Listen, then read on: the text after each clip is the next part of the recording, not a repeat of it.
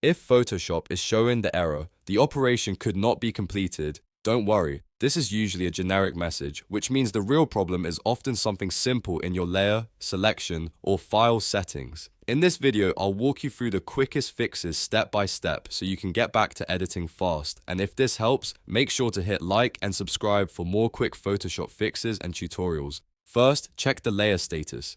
In the Layers panel, make sure the layer you're trying to edit is unlocked. If you see a lock icon, click it to unlock the layer. Also, check whether the layer is a smart object. Some edits won't work properly on a smart object, so if needed, right-click the layer and choose Rasterize Layer. That converts it into a normal editable layer. Next, make sure you have the correct layer selected. A very common reason for this error is simply editing the wrong layer.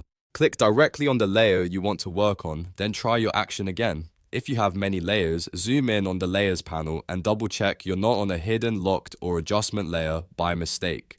Now check your selection and channels. If there is an active selection that's causing the issue, press Ctrl+D to deselect everything. After that, open the Channels panel and make sure RGB is selected. If another channel is active, Photoshop may not behave the way you expect, especially when you're trying to paint, fill, or make changes to the image.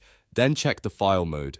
Go to Image, then Mode, and confirm your document is set to RGB color and 8 bits per channel. Some tools and edits can fail if the file is in a different color mode or bit depth, so this is an important step. If you're working in CMYK, Lab, or 16-bit mode, switch it back if your workflow allows it. If the error still appears, the most common fix is to disable the GPU. Go to Edit, then Preferences, then Performance. Find the option that says Use Graphics Processor and uncheck it, then restart Photoshop.